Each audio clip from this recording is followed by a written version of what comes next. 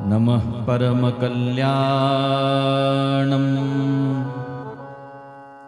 नमः परममङ्गलं वासुदेवाय शान्ताय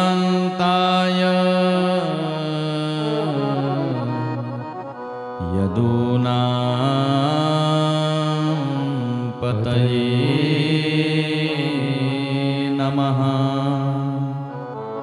वसुदेवसुतं देवं कंसचाणूरमर्दनं देवकी परमानन्दं कृष्णं वन्दे जगद्गुरुं। कृष्णाय वासुदेवाय हरये परमात्मने प्रणतक्लेशनाशाय गोविन्दाय नमो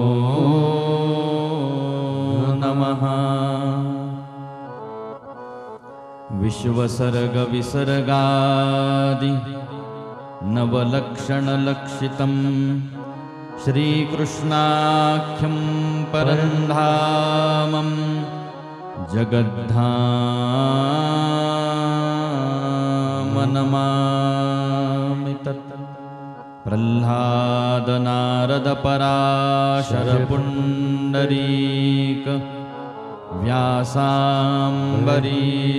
शुकशौनकभीष्मदाल्भ्यान् रुक्माङ्गदार्जुनवसिष्ठविभीषणादीन् पुण्यानिमान् परमभागवतान्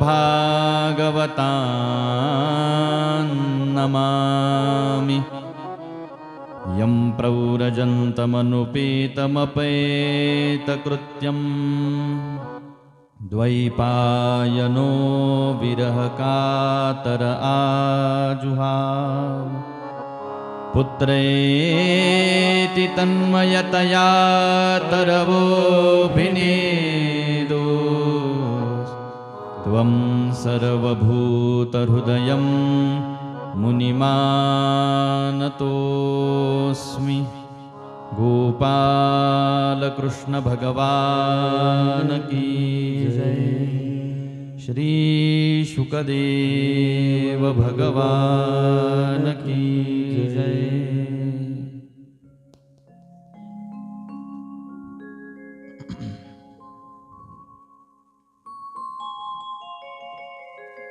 सच्चिदानंद स्वरूप अनंत ब्रह्मांड नायक भगवान गोपाल कृष्णांची परमपवित्र कथा नैमिषारण्यामध्ये सूतजी महाराज 88,000 शौनकादी ऋषींना सांगत आहेत।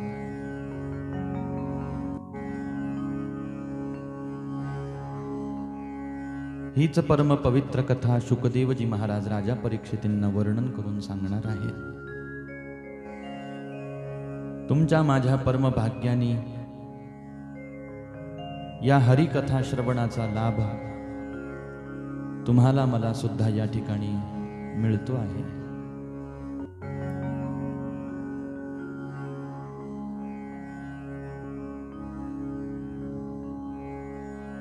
भगवंताच्या आणि राधाराणीच्या सान्निध्यामध्ये भगवान शंकरांच्या सान्निध्यामध्ये बसून गेल्या 3 दिवसांपासून आपण श्रीमद भागवत कथेचं रसपान या ठिकाणावरती करत आहोत। आज आपला हरिकथेचा 4था दिवस आहे। कालच्या उत्तर भागामध्ये आपण पाहिलं पांडवांच्या कुळामध्ये राजा परीक्षितींचा जन्म झाला।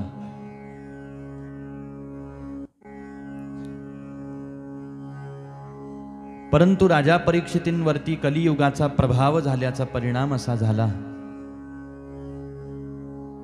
राजा परीक्षितींकडून ध्यानामध्ये विराजमान झालेल्या बसलेल्या ऋषींचा अपमान झाला.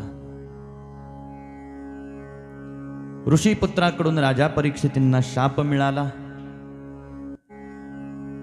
7व्या दिवशी तक्षक नावाचा सर्प तुला दंश करून त्याच्या विषाच्या परिणामाने राजा तुझा मृत्यू होईल. ज्या वेळेला आपल्या मृत्यूची वार्ता राजा परीक्षितींना कळाली त्यावेळेला सर्व संग परित्याग करून राजे परीक्षिती अरण्यामध्ये गंगेच्या किनारी आले. वटवृक्षाच्या सावलीमध्ये छायेमध्ये विराजमान झाले. अनन्य भावाने भगवंताची शरणागती केली. अखंड भगवंताच्या नामाचं संकीर्तन करत राहिले.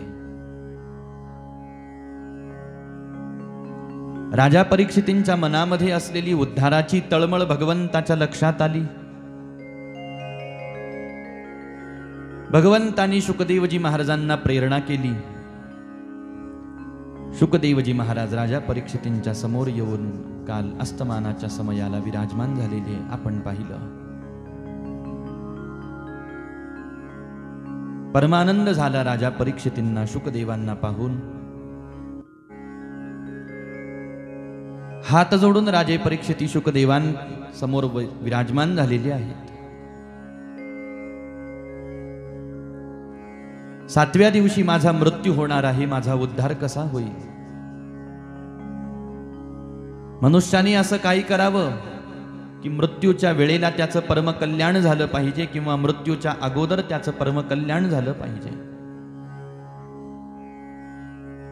अशा कोणत्या सर्वश्रेष्ठ धर्माचं पालन मनुष्याकडून झालं म्हणजे मनुष्याचं परमकल्याण होईल, मनुष्याला सद्गती प्राप्त होईल, मनुष्याचा उद्धार होईल.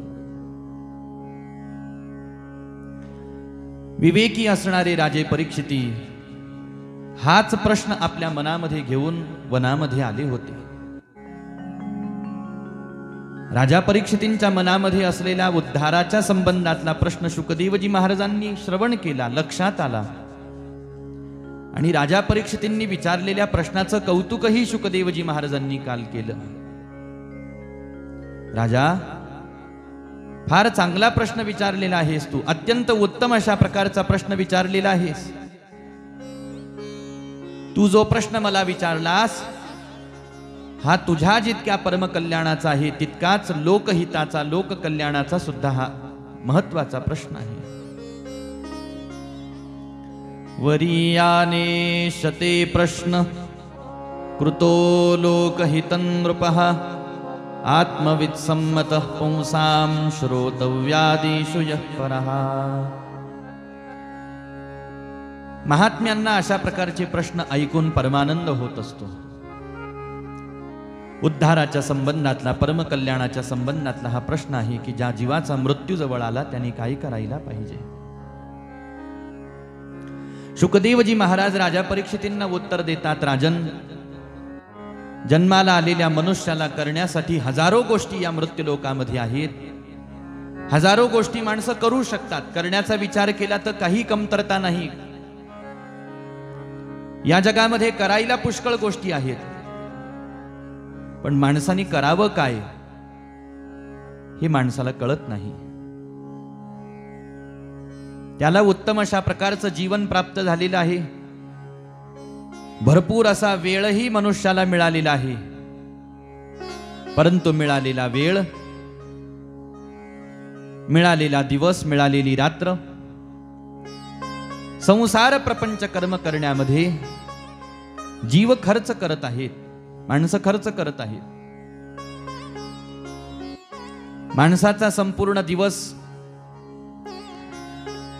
उदरभरण करण्यासाठी खर्च होतो आहे, खाण्यापिण्यामध्ये खर्च होतो आहे, आणि माणसाची रात्र कामनेचा भोग, विषयांचा भोग घेण्यामध्ये खर्च होते आहे अथवा निद्रेमध्ये खर्च होते आहे. जन्माला आलेली माणसं जन्मल्यापासून मरेपर्यंत निद्रया ह्रियते नक्तम व्यवायेन च वावयः दिवाचार्थे हया राजन कुटुंब भरणे नवा.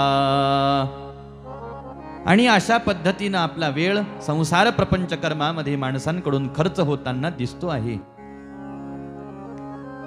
हा वेळ संसार प्रपंच कर्मामध्ये जितका खर्च होतो आहे तो अनावश्यक आहे, त्याच्याही पेक्षा जास्त भगवंताचं भजन करण्यामध्ये मनुष्याचा वेळ खर्च झाला पाहिजे, असं शुकदेवांचं म्हणणं आहे, असं भागवताचं म्हणणं आहे. हेच वेदशास्त्रांचं सुद्धा, हेच धर्मशास्त्राचा सुद्धा उपदेश आहे, म्हणणं आहे. संसाराकडे पाहिलं, प्रपंचाकडे पाहिलं तर माणसाला करण्याजोग्या पुष्कळ गोष्टी आहेत. करायला जरी पुष्कळ असलं तरी ते करण्यामध्ये आपला वेळ खर्च करावा का, याचा विचार मनुष्यानी पहिल्या पायरीवरती करावा. मला मिळालेला वेळ मला कशात खर्च करायचा आहे याचं नियोजन ज्याचं त्यांनी करायला पाहिजे. आणि कशा पद्धतीनं मला माझ्या आयुष्यातला बराचसा वेळ जो अनावश्यक विनाकारण नको त्या कामामध्ये खर्च होतो आहे, त्या समयाला, त्या वेळेला मला कसं वाचवता येईल, त्या वेळेची बचत कशी करता येईल याचा प्रयत्न मनुष्याने केला पाहिजे. नाहीतरी प्रत्येक गोष्टीची काटकसर मनुष्य करताना दिसतात, आजकाल माणसं करताना दिसतात. पुरुष असो, स्त्रिया असो, घरामधल्या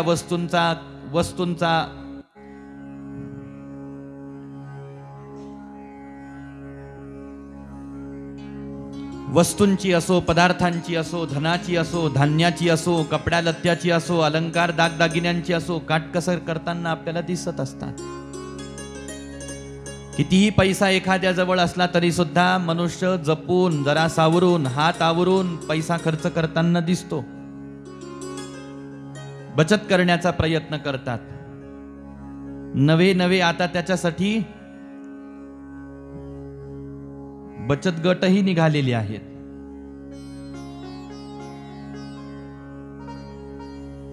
खरी बचत कशाची करायला पाहिजे? शुकदेवजी महाराज सांगतात, मनुष्याला प्राप्त झालेल्या वेळेची बचत करायला पाहिजे.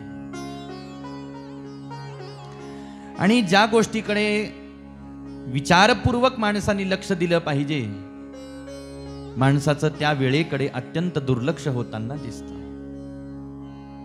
आणि म्हणून पुढचं सूत्र सांगतात की अशा हजारो गोष्टी माणसं आपला करण्यामध्ये आपल्याला मिळालेला वेळ खर्च करत असले तर ते जीवन कितीही वर्षांचं एखादा मनुष्य जगला, हजारो वर्ष जरी एखादा मनुष्य जीवन जगला, पण प्रपंच संसार कर्म करण्यामध्ये, विषयांचा भोग घेण्यामध्ये जर का त्याचा सारा वेळ खर्च होत असेल तर तो किती वर्ष जगला याला महत्व नाही.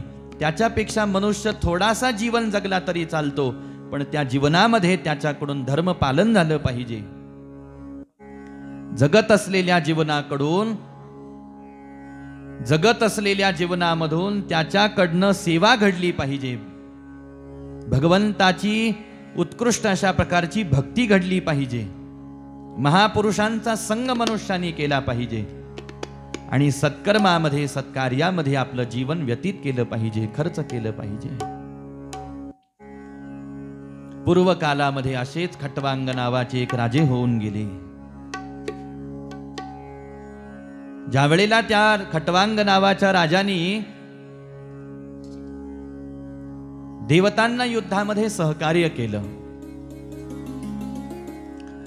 युद्धामध्ये देवतांचा विजय झाला आणि देवता प्रसन्न होऊन खटवांग राजाला म्हणतात, राजा, तुझ्या शौर्यावरती, तुझ्या पराक्रमावरती आम्ही प्रसन्न आहोत. तुला काय वर मागायचं आहे, तुझी काय इच्छा आहे आम्हाला सांग. राजा विवेकी होता. राजाने प्रश्न विचारला, म्हटले, देवतांनो, माझ्यावर कृपा करून मला एकाच प्रश्नाचं उत्तर द्या. एक गोष्ट मला सांगा. म्हटले, काय? आतापर्यंत मी आनंदाने जीवन जगत आलो, सगळ्या प्रकारच्या सुखसुविधा, भोगवस्तू, विषय मला प्राप्त झालेली आहेत, पण आता एकच गोष्ट मला तुमच्याकडून जाणून घ्यायची आहे की माझ्या मृत्यूसाठी कितीसा वेळ आता शिल्लक राहिलेला आहे, कृपा करून मला तुम्ही सांगा. देवतांनी सांगितलं, राजन, खरी गोष्ट सांगायची झाली तर आता तुझ्या मृत्यूसाठी फक्त 1 तास शिल्लक राहिलेला आहे. राजाच्या ज्या वेळेला ही गोष्ट लक्षात आली त्यावेळेला साऱ्या विषय वस्तू पदार्थांमधून आपली जी ममता आहे, जी कामना आहे, जी वासना आहे ती राजाने काढून घेतली. आपलं मन विवेकाने आवरून घेतलं. बुद्धी आपल्या ताब्यामध्ये, मन आपल्या ताब्यामध्ये, इंद्रिय आपल्या ताब्यामध्ये घेऊन टाकले आणि त्या उरलेल्या 1 तासामध्ये भगवंताचं भजन करण्यासाठी सुरुवात केली. ज्याचा परिणाम काय झाला? 1 तास उरला खटवांग रायासी, 1 तास उरला खटवांग रायासी, 1 तास उरला खटवांग रायासी, 1 तास उरला खटवांग रायासी, 1 तास उरला खटवांग रायासी, 1 तास उरला खटवांग रायासी, 1 तास उरला खटवांग रायासी, 1 तास उरला खटवांग रायासी.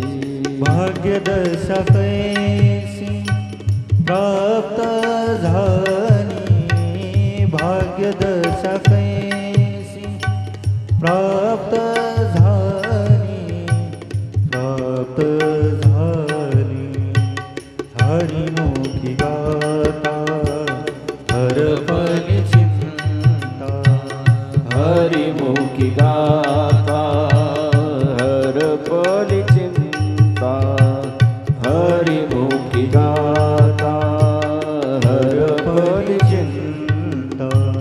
भाग्यदशा कैसी प्राप्त झाली, भाग्यदशा कैसी प्राप्त झाली, प्राप्त झाली. हरिमुखी गाता हरपली चिंता, हरिमुखी गाता हरपली चिंता, हरिमुखी गाता हरपली चिंता. आपल्याला प्राप्त झालेल्या 1 तासामध्ये परमकल्याण साधून घेतलं. शुकदेवजी महाराजांनी खटवांग राजाचं उदाहरण राजा परीक्षितींसमोर ठेवलं. मग आता आपण जीवन किती वर्षाचं जगतो, किती दीर्घकाळपर्यंत जगतो याला महत्व नसतं. भागवताच्या दृष्टीनं आपलं आतापर्यंतचं जे जीवन आपण जगत आलो त्या जीवनामध्ये आपल्या परमकल्याणासाठीचा विचार आपण किती केला, आपल्या उद्धारासाठी आपण कोणत्या प्रकारचे प्रयत्न केले, त्यावरती आपल्या जीवनाची उत्तमता ही अवलंबून असते. नसता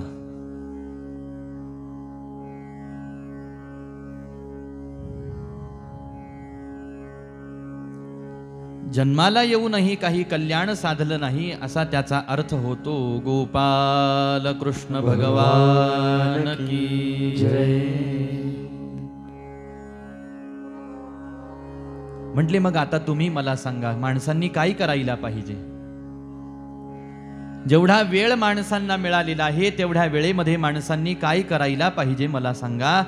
त्यावेळेला शुकदेवजी महाराज सांगतात, करण्याजोग्या किती जरी पुष्कळ गोष्टी माणसाकडे असल्या तरी सुद्धा माणसाने एकच करावं. तस्मात् भारत सर्वात्मा भगवानीश्वरो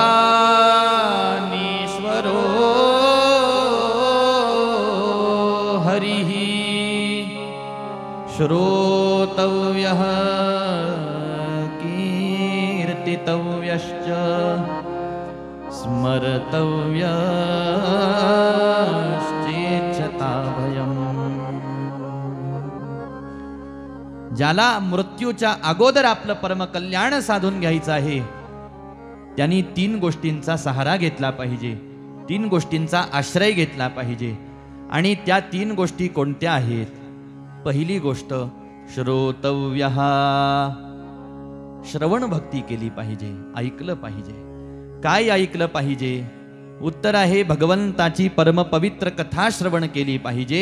भगवंताच्या परमपवित्र कथेचा आश्रय घेतला पाहिजे.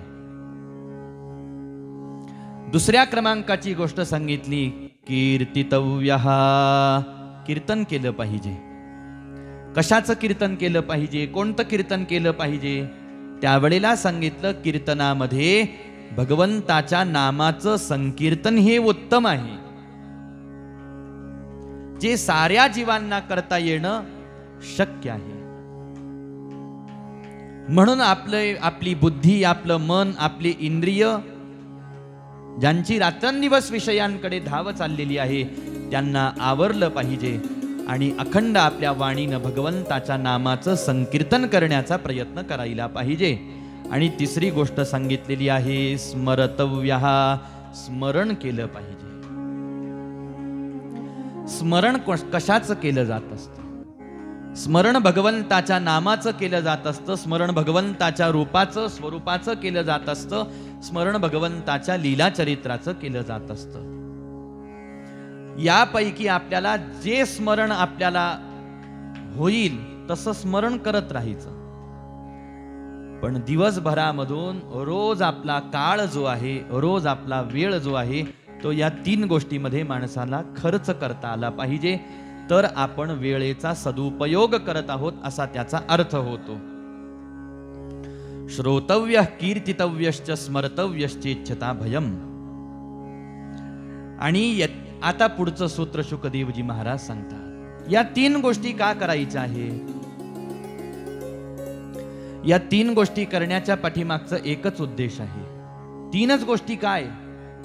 या जगामध्ये जेवढे साधन सांगितलेले आहेत तेवढे सारे साधन करण्याचा एकच उद्देश आहे. ज्ञान मार्गाचा उद्देश काय? कर्म मार्गाचा उद्देश काय? भक्ती मार्गाचा उद्देश काय आहे? नव्हे जेवढे काही या मृत्यूलोकामध्ये साधन आपल्याला सांगितलेले आहेत, त्या साधनांचा उपयोग कशासाठी आहे, त्याचा लाभ आपल्याला काय झाला पाहिजे, त्याचं उत्तर देताना शुकदेवजी महाराज म्हणतात की हे राजा, एतावान सांख्य योगाभ्याम स्वधर्म परिनिष्ठया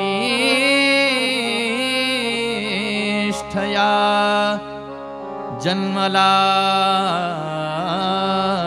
परः पुंसाम् अन्ते नारायण स्मृतिः. जीवनभर माणसांनी सायास करावेत, जीवनभर माणसांनी प्रयत्न करावेत आणि त्या प्रयत्नांचं फल मनुष्याला काय भेटलं पाहिजे? एकच फल भेटलं पाहिजे की त्या जीवाला कळावं, आता माझा मृत्यू मला घेण्यासाठी आलेला आहे, मी मरणार आहे, हे जीवाला कळावं. बरं, कळाल्यानंतर काय होतं? सगळ्यात पहिली गोष्ट आणि अंतिम गोष्ट, एकमेव गोष्ट होते, माणूस घाबरून जातो, भय वाटतं त्याला. आजपर्यंत माणूस कशालाच जो घाबरला नाही एखादा, तो मृत्यूला घाबरतो. आपण एवढं सावरून बसतो, सावरून चालतो, बोलतो, खातो, पितो, हे फक्त मरणाच्या भीतीने आहे. आपल्याला जर का एक गोष्ट कळाली या क्षणाला की इथून पुढे आपण काहीही केलं तरी मी मरणार नाही,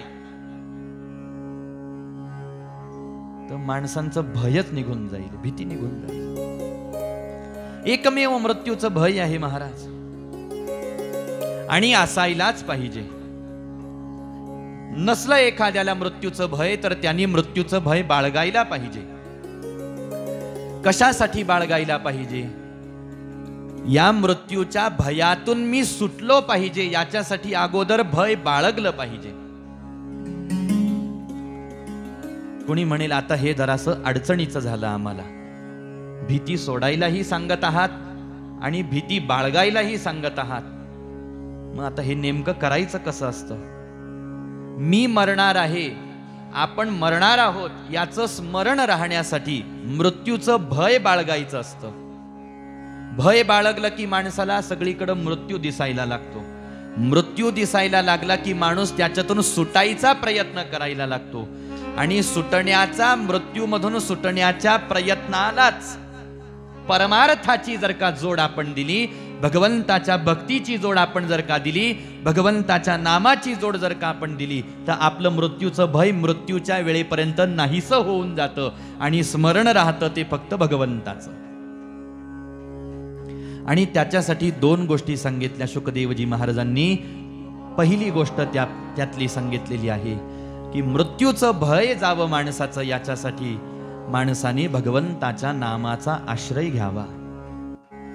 योगीनाम नृपनिर्णीतम हरेर्नामानुकीर्तनम.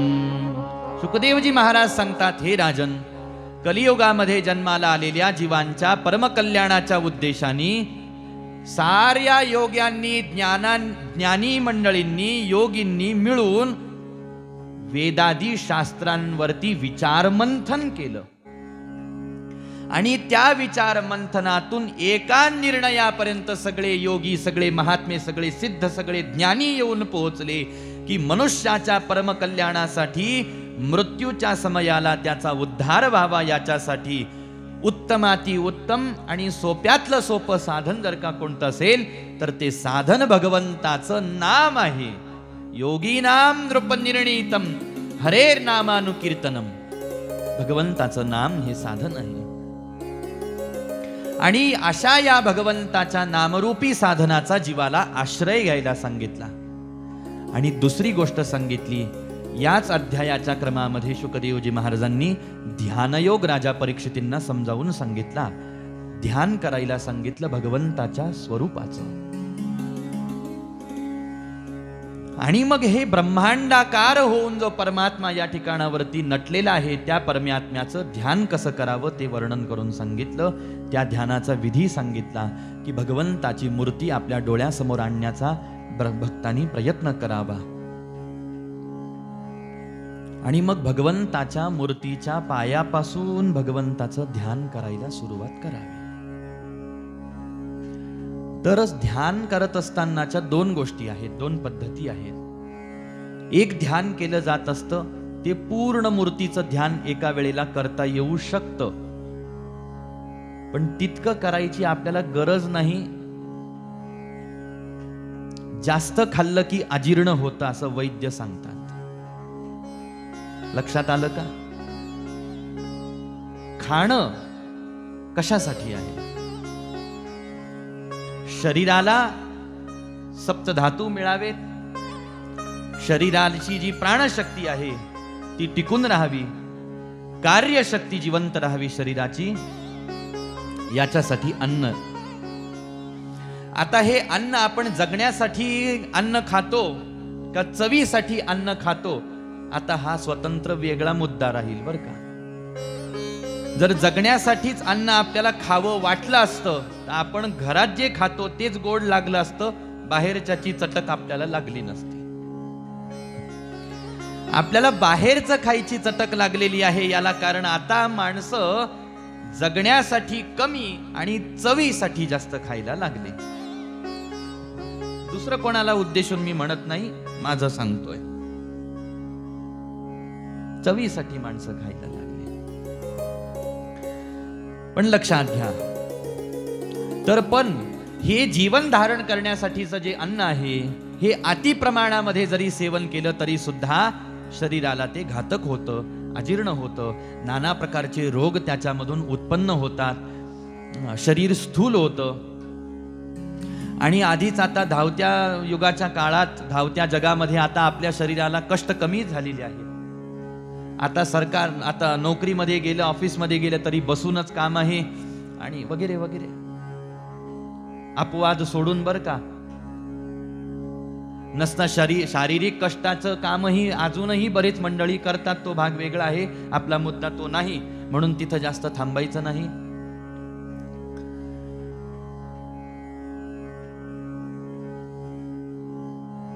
म्हणून आहार सेवन करत असताना आहार तरी सेविजे युक्तीचे निमापे मविजे, हे सूत्र जे भगवंत गीतेमध्ये युक्ताहार विहारस्य युक्तचेष्टस्य कर्मसु, या सूत्रामध्ये सांगतात की मोजून मापून माणसांनी खावं, मित आहार घ्यावा, मित भाषण करावं वगैरे वगैरे ह्या गोष्टी युक्त आहार युक्त विहारामध्ये येतात. कशासाठी? आपल्या शरीराचं संतुलन बिघडलं नाही पाहिजे यासाठी. शरीराचं संतुलन जर का बिघडलं तर नाना प्रकारचे जे शरीरातले द्रव्य आहेत त्यांचं प्रमाण कमी जास्त होतं, खालीवर होतं, आणि मग 3 गोष्टी शरीरातल्या मुख्य धारेमध्ये वर्णन केलेल्या आहेत. पहिली गोष्ट आहे वात, पित्त, कफ. वात वाढला तरी शरीराला त्रास होतो, पित्त वाढलं तरी शरीराला त्रास होतो, कफ वाढला तरी शरीराला त्रास होतो. मग हे 3ही शरीरातले जे घटक आहेत यांच्यामुळे शरीर सुव्यवस्थित वाटचाल करतं. पण याला नियंत्रित ठेवणं आवश्यक आहे. त्याच्यासाठी पहिली आवश्यकता आपलं जीवन जे आहे आणि आपली जी दिनचर्या आहे, ही दिनचर्या उत्तम पद्धतीची माणसांनी ठेवली पाहिजे. सकाळी उठल्यापासून रात्री झोपेपर्यंतच्या वेळा, खाण्यापिण्याच्या वेळा, कोणते पदार्थ खाल्ले गेले पाहिजेत, त्या पदार्थांचा एक वेगळा विचार. आणि बरं, हे कशासाठी? जेणेकरून आपलं शरीराचं जे संतुलन आहे ते उत्तम राहावं, आपल्या शरीरातला सत्वगुण जिवंत राहावा, जागा राहावा, टिकून राहावा, आणि सत्वगुण वाढता वाढता राहावा. सत्वगुण वाढता राहिला तर काय होतं? ज्याचा सत्वगुण शरीरातला वाढलेला असतो महाराज, किंवा जो सत्वगुणी मनुष्य असतो, आपोआप त्याच्या मनामध्ये भगवंताच्या भक्तीचा उदय होत असतो. भगवंताच्या भक्तीच्या प्रागट्यासाठी सत्वगुण फार आवश्यक आहे. आणि सत्वगुणासाठी आपण काय खातो ते फार महत्वाचं आहे, काय पाहतो ते महत्वाचं आहे, काय ऐकतो ते महत्वाचं आहे. पण सगळ्यात परिणाम करणारी गोष्ट म्हणजे अन्न आहे. कारण जैसे खावे अन्न तैसे होतसे मन. म्हणून कुठलं अन्न खातो, कोणाच्या हातचं खातो, कसं अन्न खातो, कोणते पदार्थ आपण खातो, त्याच्यावरती आपल्या अंतःकरण वृत्तीचा किंवा आपल्या या सत्वगुण, रजोगुण, तमोगुणाचा जो काही कमी अधिकपणा आहे तो अवलंबून आहे. ठीक, लक्षात आलं सूत्र? आणि ज्या वेळेला अशा पद्धतीनं आपलं शरीर संतुलित आहे महाराज, त्यावेळेला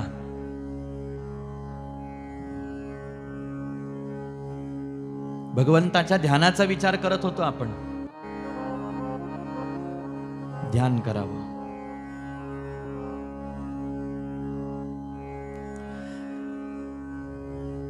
भगवंताच्या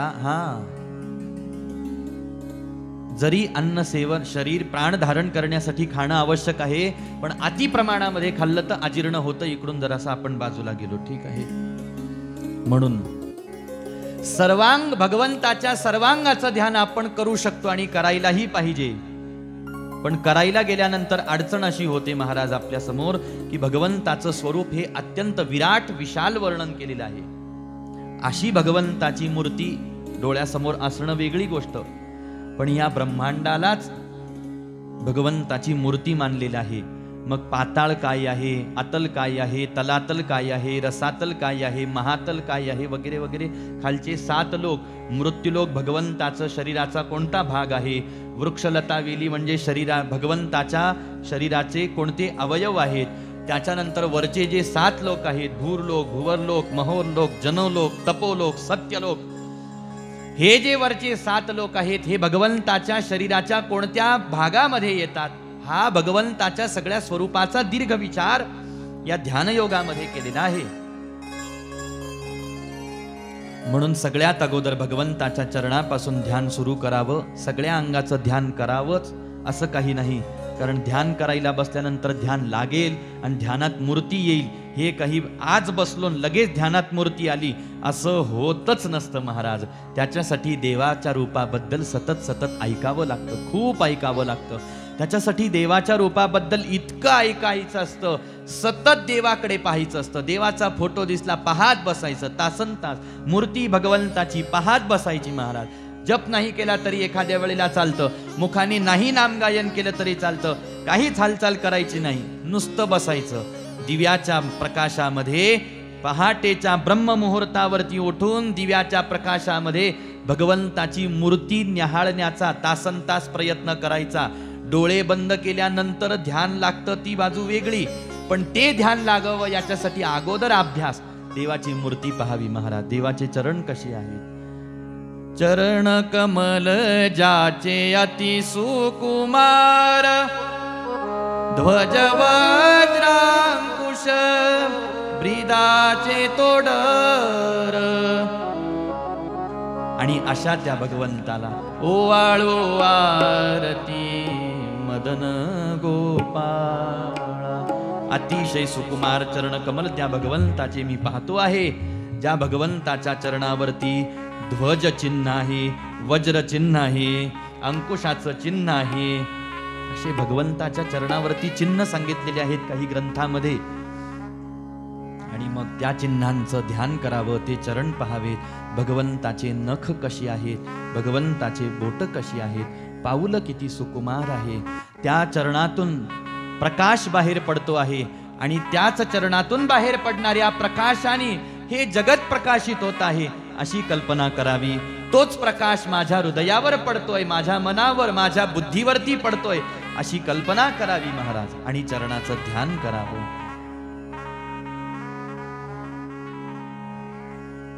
मग भगवंताचं नाभी कमल जाचे ब्रह्म याचे स्थान, हृदयी पदक शोभे श्री वत्सलांचन.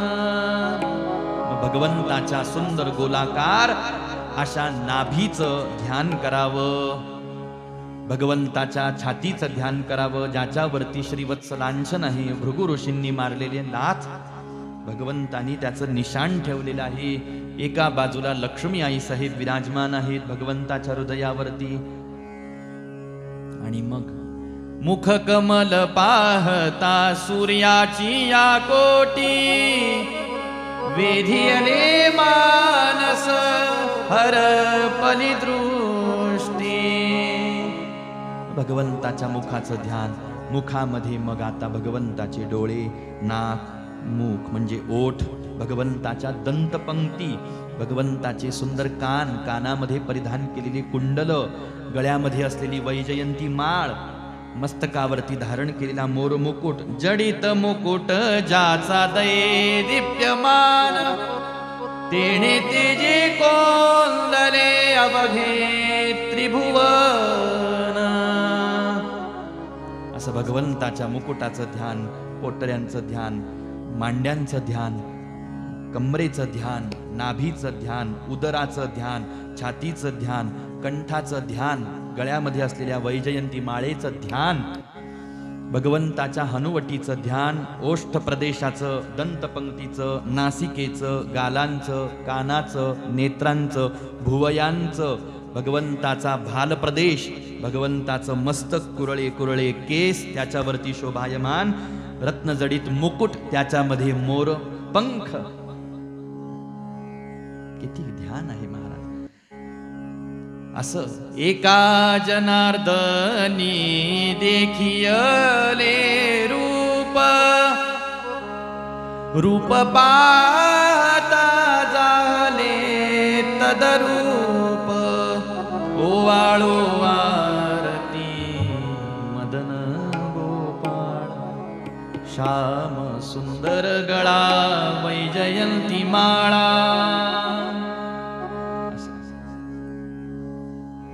म्हणून भगवंताला ही जी आरती ओवाळण्याची पद्धती आहे महाराज जुन्या काळापासून, या आरतीच्या वेळेला कोणी कुठंही असला तरी त्याला देवा मंदिरामध्ये येऊन उभं राहायला सांगितलं. आरतीच्या वेळेला देवाला पाहायची पद्धती, परंपरा आपली सनातन आहे. का? कारण असं आहे, आरतीच्या वेळेला तो जो दिवा असतो, ती जी ज्योत आहे, मग कापूर असो, फुलवात असो, जे काही, ती भगवंतासमोर धरली जाते, भगवंताच्या मुखाजवळ ओवाळली जाते 3 वेळेला, छातीजवळ 3 वेळेला आणि पायाजवळ 3 वेळेला, आणि मग पूर्ण भगवंताच्या विग्रहाला ओवाळली जाते. तर ती जेव्हा ओवाळली जात असते तेव्हा त्या दिव्याच्या प्रकाशात हरिरूप न्याहाळायचं असतं. म्हणून आरतीची वेळ कधी चुकवायची नसते. आरतीच्या वेळेला मंदिरात उपस्थित राहावं आणि आरती चाललेली असताना पाहावं. नाही ते शक्य झालं तर ब्रह्ममुहूर्तावरती उठून दिव्याच्या प्रकाशामध्ये भगवंताचं असं ध्यान करावं उघड्या डोळ्यांनी. मूर्ती त्याच्यासाठीच आहे, फोटो त्याच्यासाठीच, व्यवस्था आहे महाराज. आणि मग याच्या पुढं जाऊन डोळे बंद केले की तेच ध्यान आपल्या हृदयामध्ये प्रगट होत असतं, असा भाव शुकदेवजी महाराज वर्णन करून सांगत आहेत राजा परीक्षितींना. आणि हे सारं फल प्राप्त होतं. श्रोतव्य कीर्तितव्यश्च स्मर्तव्यश्चेच्छता भयम. त्याच्यासाठी अखंड अविरत भगवंताच्या नामाचा सहारा आश्रय घ्यायला तुम्हाला मला सांगितला. त्याच्यासाठी हरभोर की किरण संग. प्रत्येक उगवणाऱ्या सूर्योदयासोबत एक करायला पाहिजे. हरभोर की किरण संग. हरि का भजन तू गाना, पल भर की जिंदगानी. पल भर की जिंदगानी.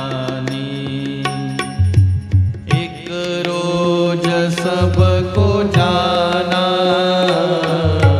पल भर की जिंदगानी. पल भर की जिंदगानी. एक रोज सबको जाना, पल भर की जिंदगानी. बरसों की तू क्यों सोचे, अरे पल का नहीं ठिकाना. पल भर की जिंदगानी. मल मल के तूने अपने तन को है जो निखारा. मल मल के तूने अपने तन को है जो निखारा. इत्रों की खुशबुओं से महके शरीर सारा. इत्रों की खुशबुओं से महके शरीर सारा. कायान साथ होगी. कायान साथ होगी. ये बात ना भुलाना, पल भर की जिंदगानी. एक रोज सबको जाना, बरसों की तू क्यों सोचे. अरे पल का नहीं ठिकाना, पल भर की जिंदगानी.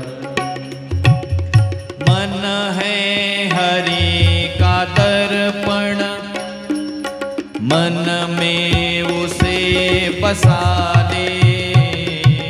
मन है हरि का दर्पण, मन में उसे बसा ले. करके तू कर्म अच्छे, कुछ पुण्य धन कमा ले. करके तू कर्म अच्छे, कुछ पुण्य धन कमा ले. कर दान यो धर्म तू. कर दान यो धर्म तू. प्रभु को अगर है पाना, पल भर की जिंदगानी. एक रोज सबको जाना, बरसों की तू क्यों सोचे. पल का नहीं ठिकाना, पल भर की जिंदगानी. आएगी वो घड़ी जब कोई न साथ होगा.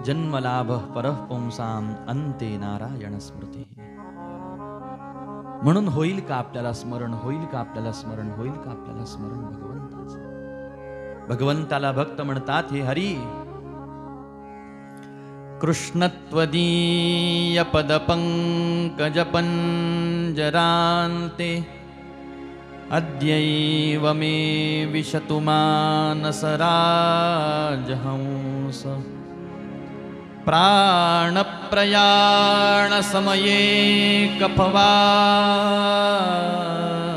पित्तैः कंठावरोधन विधौ स्मरणं कुतस्ते. ज्या वेळेला माझ्या मृत्यूचा समय येईल आणि ज्या वेळेला वात पित्त कफ आदी दोषांनी माझं शरीर सारं बरवटलेलं असेल आणि माझा प्राण ज्या वेळेला कंठामध्ये येईल, माझा कंठ अवरुद्ध होऊन जाईल आणि मग स्मरणं कुतस्ते, मी कसं तुझं स्मरण करू. त्याच्यासाठी हे जे माझं, हा जो माझा मनरूपी हंस आहे ना, हा तुझ्या श्रीकृष्ण चंद्राच्या चरणरूपी सरोवरामध्ये या हंसाला तू स्थिर कर, दुसरं काही नको. भीष्माचार्य काय म्हणतात, हे हरी उस वक्त जल्लियाना नहीं शाम भूल जाना. राधे को साथ लाना जब प्राण कंठ से निकले. पीतांबरी कसी हो छवि मन में ये बसी हो. मेरा सावरा निकट हो जब प्राण कंठ से निकले. ज्या वेळेला माझ्या जीवनाचा अंतिम समय आलेला असेल, त्यावेळेला कृष्णरूप, रामरूप, शिवरूप माझ्या डोळ्यासमोर प्रगट झालं पाहिजे. नाही तरी किमान माझं जे चित्त आहे ते भगवंतामध्ये एकाग्र झालं पाहिजे आणि माझं जे मुख आहे, वाणी आहे, त्या वाणीनं अखंड तुमचं नाम घेतलं पाहिजे. मग ते राम नाम असो, शिवनाम असो, कृष्ण नाम असो, बस. माझं लक्ष कोणत्याही पदार्थाकडे जाऊ नये, कोणत्याही विषयाकडे माझं लक्ष जाऊ नये. माझ्या आजूबाजूला जे माझे परिजन, इष्टमित्र, सगळे संबंधी, माता पिता, भाऊ बहिणी, मित्र, नातेवाईक, सगळे सोयरे माझ्या आजूबाजूला असतील, कुणाकडे माझं लक्ष जाऊ नये. माझ्या देहाकडे माझं लक्ष जाऊ नये. प्रारब्ध दशेनुसार माझ्या देहाला काही वेदना होत असतील तर त्या वेदनेकडे माझं लक्ष जाऊ नये. माझ्या मृत्यूच्या अंतिम समयाला जीवनभर ज्यांच्यामध्ये मी ममतेनं गुंतून अडकून राहिलो, त्या माझ्या साऱ्या ममतेचं बंधन हे हरी तू तोडून टाक. कारण तू हरण करणार आहेस, तू हरी आहेस. तू माझ्या या ममतारूपी बंधनाला तोडून टाक आणि मला तुझ्या स्वरूपामध्ये एकरूप कर, एकाग्र कर, स्थिर कर. मला सावध ठेव. मी आज बेसावध आहे कारण मी अज्ञानी जीव आहे, मी मतिमंद आहे, मी निर्बुद्ध आहे, मी विषयी आहे, मी कामी आहे, क्रोधी आहे, लोभी आहे. मद, मत्सर, दंभ, अहंकार माझ्या शरीरामध्ये बळावलेले आहेत. कलियुगामध्ये जन्माला आलेला तुच्छ अशा प्रकारचा मी जीव आहे, जो मायेच्या, जो प्रकृतीच्या अधीन आहे. अशा मला तू सोडव हे हरी. जसं तू गजेंद्राला सोडवलं तसं सोडव. स्तंभ फाडून प्रल्हादजी बाळासाठी जसा प्रगट झाला तसा माझ्यासाठी प्रगट हो. तुला जड काय, अचेतन काय, चेतन काय, सार तुझ्या स्वाधीन आहे. कारण तूच ते चैतन्य आहे, तूच ते परम चैतन्य आहे. सामान्य दगडा माती विटांनी बांधलेला खंबा, खांब तुला सहज तोडणं शक्य आहे, तसा माझा हा अहंकार रूपी घट्ट खांब जो आहे,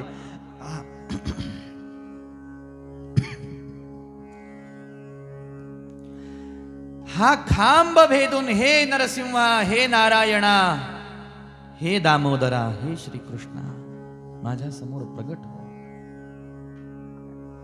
जसं यशोदा आईला सांगून कमरेला उखळ बांधून घेतलं आणि त्या यमलार्जुनांचा उद्धार करण्यासाठी म्हणून ते उखळ घेऊन निघालास, लीला केली, वृक्ष उन्मळून पडले, तसं मला ही बंधनातून तू मुक्त कर. या 84 लक्ष योनीच्या फेऱ्यामध्ये जो मी पडलेलो आहे हरी, तू मला सोडव. संसार सागरे मग्नम दीनं मां करुणानिधे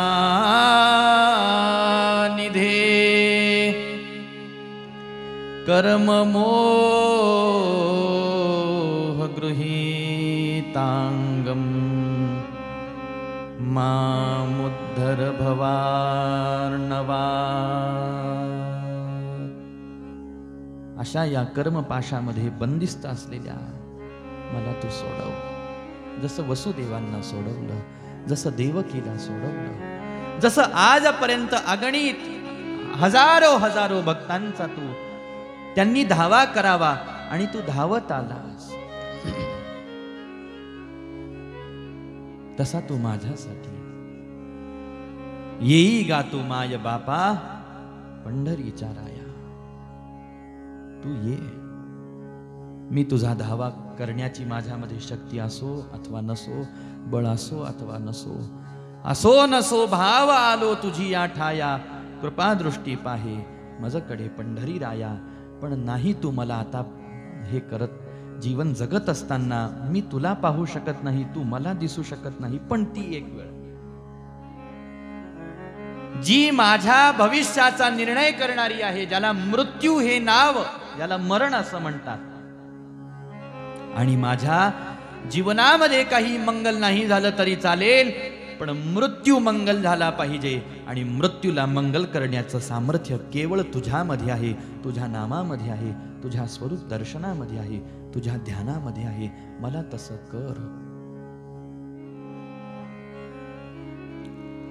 आणि म्हणून आपणही भगवंतांना प्रार्थना करत राहिला पाहिजे अशी. कारण हे मृत्यूचं जे संकट आहे हे फार भयानक आहे. यामधून आपल्याला परमात्मा श्री हरीच सोडवणारे असतात. त्यांनी आपला अंगीकार करावा याच्यासाठी प्रयत्न, त्यांनी आपला अंगीकार करावा याच्यासाठी प्रार्थना, त्याच्यासाठी सेवा.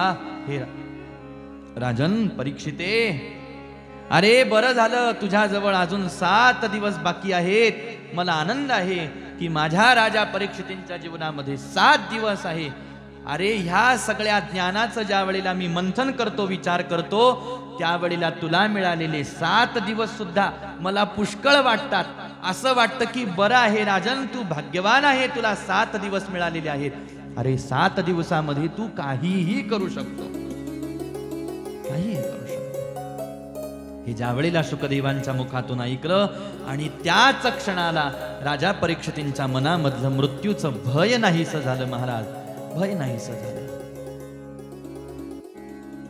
राजे परीक्षिती निश्चिंत झाले. आता राजा परीक्षितींना आपल्या देहाच्या जीवनाचं आणि देहाच्या मरणाचं सुखही राहिलं नाही आणि दुःखही राहिलं नाही. आता राजा परीक्षितींना फक्त एकच जिज्ञासा, एकच लालसा मनामध्ये आहे की मी काहीतरी त्यांना विचारावं आणि शुकदेवांनी बोलत राहावं आणि त्यांचं बोलणं मी ऐकत राहावं. आता ते बोलत राहतील तोपर्यंत माझं जीवन, आणि माझं जीवन तोपर्यंत ते बोलत राहतील. ज्या वेळेला त्यांचं बोलणं बंद होईल त्यावेळेला माझा देह शांत होईल. आणि तसं झालं सुद्धा.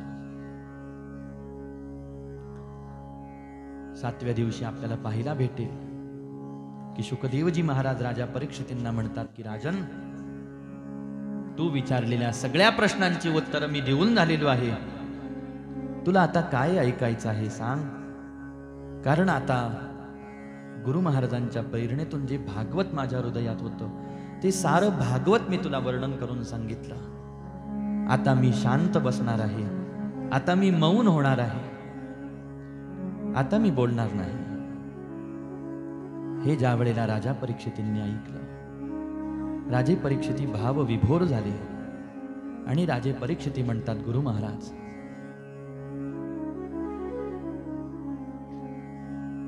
ज्या क्षणाला तुमचं बोलणं बंद होईल त्या क्षणाला पुढं काही ऐकण्यासाठी हा परीक्षिती जिवंतच राहणार नाही. आणि झालंही तसंच. राजा परीक्षितींच्या शुकदेवजी महाराजांच्या मौनासोबत राजे परीक्षिती परब्रह्म स्वरूप होऊन गेले. इकडं शुकदेवजी महाराजांनी आपल्या वाणीला पूर्ण विराम दिला आणि राजे परीक्षिती परब्रह्म स्वरूपामध्ये एकाग्र झालेले आहे. माग परीक्षिती नावाचा फक्त देह शिल्लक राहिला, दुसरं काहीच नाही महाराज. राजा परीक्षितींच्या जीवनामध्ये या अध्यात्माचा प्रवास श्रीमद भागवत रूपी साधनाद्वारे सुरू झाला, ज्याचा प्रारंभ शुकदेवांच्या वाणीतून झाला आणि ज्याचा शेवट शुकदेवांच्या मौनासोबत झाला. म्हणून आज निसंकोच झाले राजे परीक्षिती. चिंता नाहीशी झाली राजा परीक्षितींची की आता गुरु महाराज बोलत आहेत आणि हे सारं चिंतन ज्या वेळेला ऐकलं, जन्म मृत्यूच्या संबंधातलं, जीवनाच्या संबंधातलं, त्यावेळेला खरोखर निश्चिंत झाले. आता फक्त मला जाणायचं आहे परमतत्वाबद्दल आणि राहिलेल्या 7 दिवसांमध्ये आता काय करायचं, ऐकत राहू, काहीतरी जिज्ञासा उत्पन्न करून काहीतरी प्रश्न विचारू. हे प्रश्न पुढच्या माणसांना कामं येतील, पुढच्या माणसांना कामं येतील. कारण विचारायला राजा परीक्षितींकडे असं काही राहिलं नाही का, कारण राजा परीक्षितींसमोर शुकदेव आलेले आहेत. आता इथंच राजा परीक्षितींच्या उद्धाराची पावती आहे, प्रमाणपत्र आहे. हे प्रश्न राजा परीक्षितींनी विचारले ते तुमच्या माझ्यावर उपकार करण्यासाठी विचारले. ज्यामधला पुढचा प्रश्न विचारला, गुरु महाराज, या सृष्टीची उत्पत्ती कशी झाली मला सांगा. कोणापासून हे जगत निर्माण झालं, कोण या जगताचा आधार आहे मला सांगा, कोण या जगताचा सांभाळ करता आहे मला सांगा. आणि शुकदेवजी महाराज सृष्टीचा क्रम राजा परीक्षितींना वर्णन करून सांगायला लागले. भगवंताच्या विराट स्वरूपाचं वर्णन शुकदेवजी महाराजांनी राजा परीक्षितींना करून सांगितलं की हे जे दिसतं आहे आपल्या डोळ्याला राजन, ह्याला जगत असं म्हणतात, पण याला उपादान कारण, निमित्त कारण जो काही आहे तो परमात्माच आहे. आणि हा परमात्माच कसा विराट स्वरूपामध्ये प्रगट झाला, ज्याच्यापासून हे ब्रह्मांड गोलक कशा पद्धतीनं निर्माण झालं आणि या ब्रह्मांडामध्ये भगवंताच्या स्वरूपाची कशा पद्धतीनं कल्पना केली गेली, अशा साऱ्या विराट स्वरूपाचा विचार राजा परीक्षितींना शुकदेवांनी सांगितला.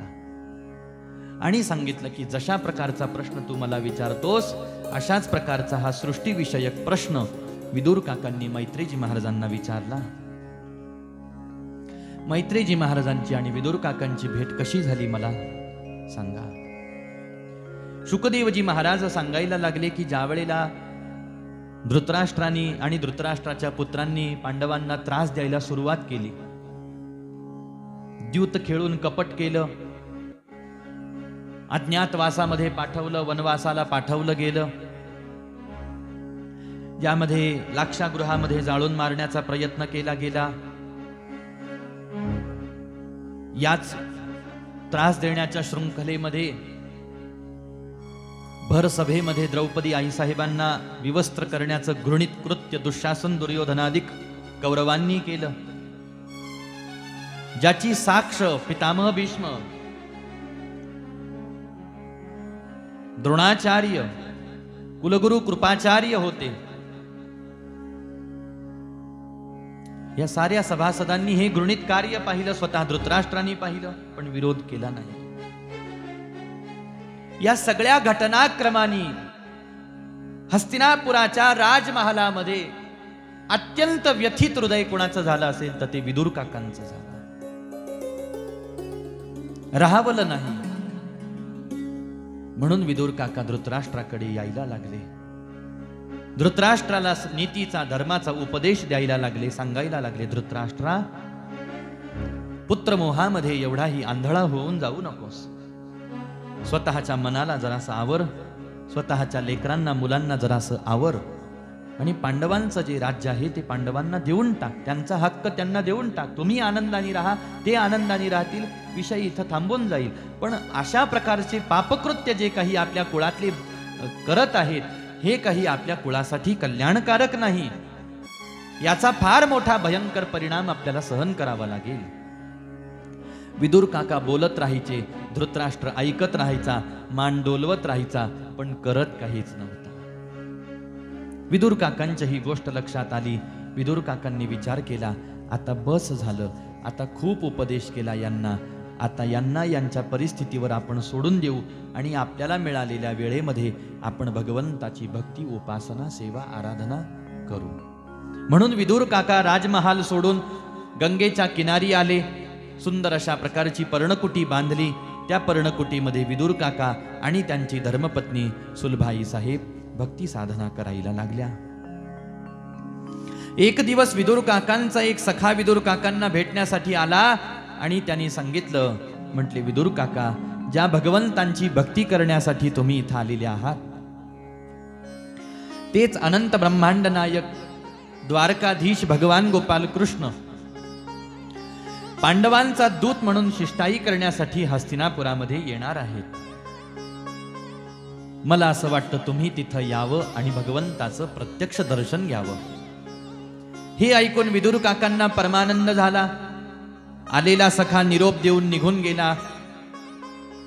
एवढ्या वेळामध्ये सुलभाई साहेब विदुर काकांच्या जवळ आल्या. का हो, तुम्ही जाणार आहात का भगवंताच्या दर्शनासाठी हस्तिनापुरामध्ये? हो सुलभा, मी जाणार आहे. मग मला सुद्धा तुमच्या सोबत घेऊन चलताल का? अगं सुलभा, ही काही विचारायची गोष्ट आहे का? अगं, आपण दोघ जण संसार प्रपंच सोबत करत आहोत, भक्ती साधना सोबत करत आहोत. मग देवाला सोडून, तुला एकटीला सोडून मी कसा देवाला पाहण्यासाठी तुला एकटीला सोडून मी कसा जाईन बरं? मी तुला सुद्धा माझ्या सोबत घेऊन जाणार आहे. मग ऐका ना, माझा एक विचार आहे, तुम्हाला बोलून दाखवू का? सांग ना सुलभा, काय विचार आहे? मला असं वाटतं भगवंत आपल्या एवढ्या जवळ येणार आहेत. आपण या कुटियेमध्ये भक्ती करतो, साधना करतो. माझी इच्छा आहे भगवंतांनी आपल्या घरी यावं. सुलभा, फार चांगला विचार आहे तुझा. मी तुझ्या विचाराचा आदर करतो. पण एक गोष्ट सांगू का? भगवंतांना घरी बोलावणं दिसती तेवढी सोपी गोष्ट नाही. आपले परमात्मा द्वारकेचे राजे आहेत, षड्गुण ऐश्वर्य संपन्न आहेत, आणि आपल्या घरामध्ये भगवंताला बसण्यासाठी आसन नाही. तिथं द्वारकेमध्ये परमात्मा सुवर्णाच्या सिंहासनावरती बसतात. प्रसाद भगवंतांनी मागितला तर द्वारकेमध्ये 56 प्रकारचा भोग नैवेद्य अर्पण केला जातो. आपण रानावनातले कंदमुळं फळं एकत्र करून उदरनिर्वाह करतो. भगवंतांना ते द्यायचं का? अगं, पाणी जरी भगवंतांनी आपल्याकडे मागितलं तर एका छोट्याशा नारळाच्या नरोटीमध्ये चालावा तसा तुझा आणि माझा संसार. त्या नारळाच्या नरोटीमध्ये भगवंतांना पिण्यासाठी पाणी द्यायचं आहे का? आपल्याला विश्रांती घ्यायची झाली तर गवताचे, रानावनातले गवत जमिनीवरती अंथरून त्याच्यावरती आपण विश्रांती घेतो. त्या गवतावर भगवंताला बसवायचं आहे का? सुलभा, तुझ्या मनामधले आलेला विचार तू सोडून दे. आणि तुला जर देवाला बोलवण्यासाठी हस्तिनापुरामध्ये यायचं असेल तर तू माझ्या सोबत येऊ नकोस. मी एकटा जाईन, भगवंताचं दर्शन घेऊन वापस येईन. अहो, असं करू नका. मी भगवंताच्या प्रेमामध्ये एवढी वाहून गेले होते की आपल्या घरच्या परिस्थितीची जाणीव मला राहिली नाही. पण मला आता लक्षात आलेलं आहे, मी भगवंतांना घरी बोलावणार नाही. तुम्ही मला दर्शनासाठी घेऊन चला. ठीक आहे सुलभा, आपल्याला निघावं लागणार आहे. दोघही जण हस्तिनापुराच्या रस्त्याने निघालेले आहेत. इकडं दुर्योधनाने साऱ्या सैनिकांना एकत्र गोळा केला आणि सैनिकांना आदेश द्यायला लागला, सैनिकांनो, द्वारकेचा राजा गोपाल कृष्ण पांडवांचा दूत म्हणून शिष्टाई करण्यासाठी हस्तिनापुरामध्ये येणार आहे. आपल्याला असं काहीतरी करायचं आहे की तो आपल्या बाजूनं वळल्याशिवाय राहणार नाही. काय करावं महाराज, तुम्ही आम्हाला सांगा. म्हटले, ज्या रस्त्याने त्याचा रथ येणार आहे तो सारा रस्ता झाडून स्वच्छ करा, त्याच्यावरती सडा संमार्जन करा, रांगोळ्या काढा, रानावनातल्या फुलांच्या पायघड्या त्याच्यावरती अंथरा, दुतर्फा सैनिकांनी उभं राहा. प्रत्येक सैनिकाच्या हातामध्ये दुर्डी असेल, त्याच्यामध्ये फुलं असतील, अक्षदा असतील, गुलाल असेल, बुक्का असेल, तुळशी मंजिऱ्या असतील. आणि जसा त्याचा रथ सीमेवरून राजमहालाच्या दिशेने धावायला लागेल, त्याच्या रथावरती या साऱ्या सामुग्रींची उधळण करा. नुसतीच उधळण करू नका, तर मोठ्यानी त्याच्या नामाचा जय जयकार तुम्ही साऱ्यांनी करा, म्हणजे तो आपल्यावर प्रसन्न होईल. तयारी सुरू झाली. रस्ता झाडून स्वच्छ केला गेला, सडा संमार्जन केलं, रांगोळ्या काढल्या, रानावनातल्या फुलांच्या पायघड्या अंथरल्या, दुतर्फा सैनिक उभे राहिले. प्रत्येक सैनिकाच्या हातामध्ये दुर्डी आहे, फुलं आहेत, अक्षदा आहे, गुलाल आहे, बुक्का आहे, तुळशी मंजिरे आहेत. हस्तिनापुरामधले हजारो नागरिक भगवंतांना पाहण्यासाठी रस्त्यावरती गर्दी करायला लागले. धक्काबुक्की व्हायला लागली, लोटालाटी होती आहे, कुणी कुणाला उभं राहायला जागा देईना. एवढ्या वेळामध्ये विदुर काका आणि सुलभाई साहेबांचं आगमन तिथं झालं. हा सारा गर्दा त्या ठिकाणावरती विदुर काकांनी पाहिला. लोटालाटी चालली, धक्काबुक्की चाललेली आहे. आणि आता एवढ्या साऱ्या गर्दीमधून आपण कसं जावं पुढं, कसं देवाचं दर्शन घ्यावं असा विचार आला. असं वाटलं इथंच कुठंतरी उभं राहू, म्हणून दोघही जण एका झुडपाच्या सावलीमध्ये पाठीमागं उभं राहिले. सुलभा, पाहिलंस का, अगं आपल्या भगवंतांना पाहण्यासाठी किती भक्त जमा झालेले आहेत. एवढ्या भक्तांमधून आपल्याला देव दिसतील की नाही अशी शंका मला येते आहे. आणि तुझं म्हणणं होतं आपण देवाला आपल्या घरी बोलवू. इतकं सोपं आहे का ग देवाला घरी बोलावणं? आणि देवाला जरी आपण आपल्या घरी बोलावलं सुलभा, तर मला नाही वाटत भगवंत आपल्या सारख्याच्या घरी येतील. का? कारण भगवंतांनी आपल्या घरी यावं याच्यासाठी आपल्याकडून अधिक नामसंकीर्तन झालं नाही. भगवंतांनी घरी यावं याच्यासाठी आपल्याकडून अधिक कथाश्रवण झालं नाही, तीर्थयात्रा झाली नाही, संत सेवा झालेली नाही, दान धर्म झाला नाही.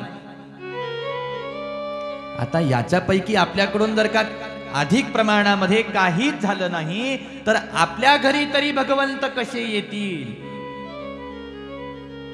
दोघांचा संवाद चाललेला होता.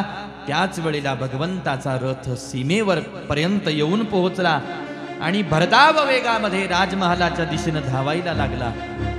जसा रथ धावायला लागला, रथावर सैनिक फुलांची उधळण करायला लागले, बुक्क्याची उधळण, गुलालाची उधळण, अक्षदांची उधळण, तुळशी मंदिरांची उधळण करायला लागले. आणि सारे सैनिक मोठ्याने भगवंताच्या नामाचा जय जयकार करताना म्हणायला लागले, गोपाल कृष्ण भगवान, गोपाल कृष्ण भगवान, गोपाल कृष्ण भगवान. आतिषबाजीला आरंभ झाला. भरधाव वेगामध्ये विराजमान झाले, भरधाव वेगामध्ये असलेल्या रथामध्ये विराजमान झालेले परमात्मा कुणाकडे पाहिला तयार नाही. कोण माझ्यावर फुलांची उधळण करते, कोण बुक्क्यांची उधळण करते, कोण तुळशी मंजिरीची उधळण करते, कोण अक्षदांची उधळण करते, कोण माझ्या नामाचा जय जयकार करते, याच्याकडे भगवंताचं लक्ष नाही. एकटक परमात्मा रस्त्याकडे पाहत असताना भगवंताचा रथ ज्या वेळेला भरधाव वेगामध्ये विदुर काका आणि सुलभाई साहेबांच्या समोरून जायला लागला, त्यावेळेला कुणाकडेही न पाहणाऱ्या भगवंतांनी मात्र वळून विदुर काका आणि सुलभाई साहेबांकडे पाहिलंच. जसंच भगवंतांनी पाहिलं, विदुर काका आणि सुलभाई साहेबांना अत्यंत आनंद झाला.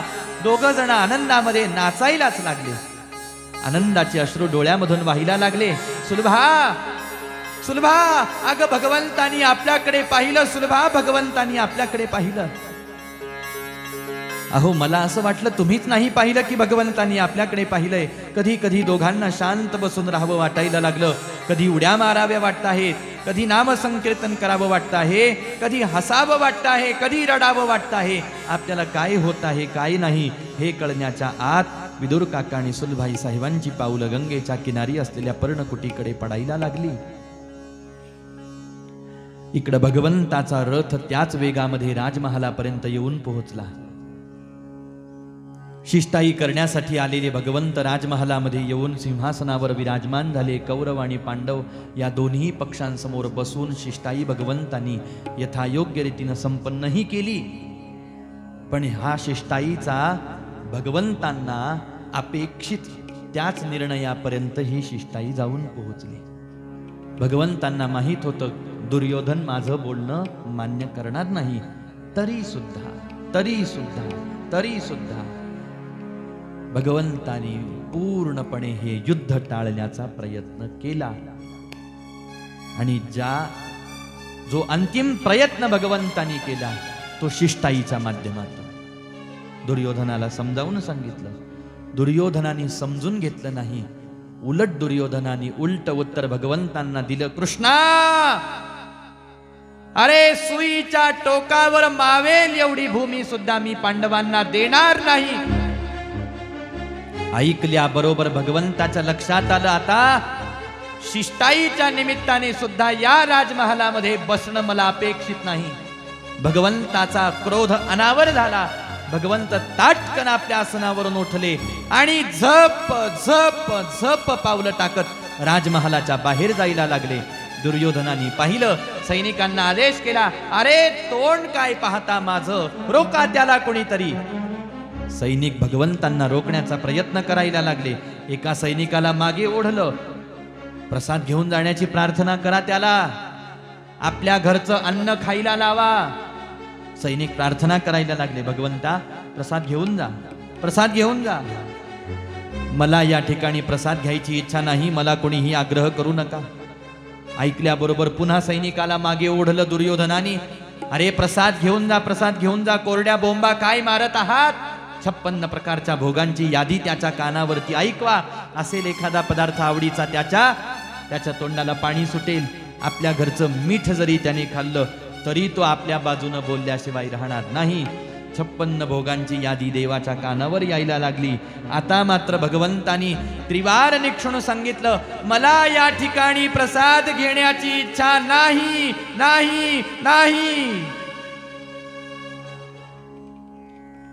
समोर जे भक्त उभे होते त्या भक्तांनी हात जोडले आणि भगवंताला म्हणतात, भगवंता तुमचं म्हणणं आहे की तुम्हाला या ठिकाणी प्रसाद घेण्याची इच्छा नाही.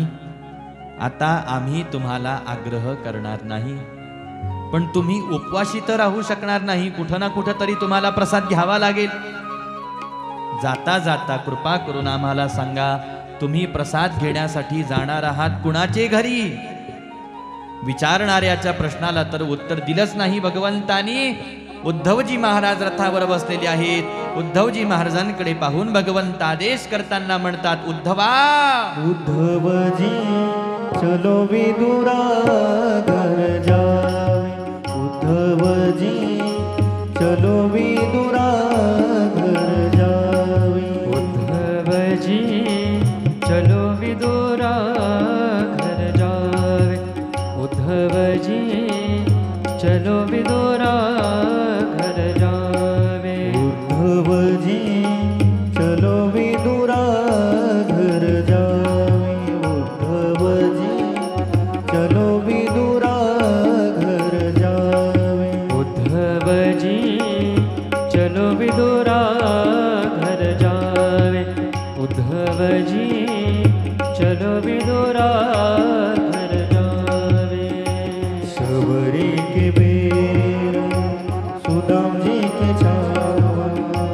शबरी के बेर सुदाम जी के छावा. रुचि रुचि भोग लगावे. चलो विदुरा घर जावे. उद्धवजी चलो विदुरा घर जावे. उद्धवजी चलो आदेश उद्धवजी महाराजांना मिळाला. भगवंत रथावर बसले. उद्धवजी महाराजांनी घोड्याचे लगाम खेचले. जसे लगाम खेचले चौखूर घोडे उधळले. जसे घोडे उधळले रथाची चाक गरगर गरगर गरगर गरगर फिरायला लागली. तसं उद्धवजी महाराजांच्या मस्तकामध्ये विचारांचं चक्र फिरायला लागलं. विचार करायला लागले उद्धवजी महाराज, काय म्हणावं आमच्या भगवंतांना. म्हटले साधू संत तर यांना चतुरांचा शिरोमणी म्हणतात. म्हटले पण मला असं वाटतं माझ्या देवाला काहीच कळत नाही.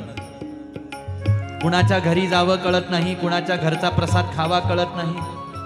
म्हटले पण झालं काय. पहा ना, इथं इतका मोठा चांगला राजमहाल होता हो. चांगले ताट होती, पाट होती, समया होत्या, उदबत्त्या होत्या, 56 प्रकारचा भोग होता. काय थाट होता महाराज देवाचा. हा सगळा थाट बाट सोडला इथंच आणि मला म्हणतात चल विदुराच्या घरी उद्धवा. निघाले उपवाशी. आता विदुराच्या घरी काही खायला थोडीच भेटणार आहे. उपवाशी जावं लागणार, उपवाशी परत वापस फिरावं लागणार. बरं यांना प्रसाद घ्यायचा नव्हता तर निमित्ताला पाटावरती बसले असते, निमित्ताला 2 घास खाल्ले असते. मला तरी दाबून जेवता आलं असतं ना 3ऱ्या हुकमापर्यंत. हे पण बसले नाहीत, मलाही घेऊन निघाले. विचारचक्र उद्धवजी महाराजांच्या मस्तकात चाललेलं भगवंताच्या लक्षात आलं. भगवंत म्हणतात उद्धवा,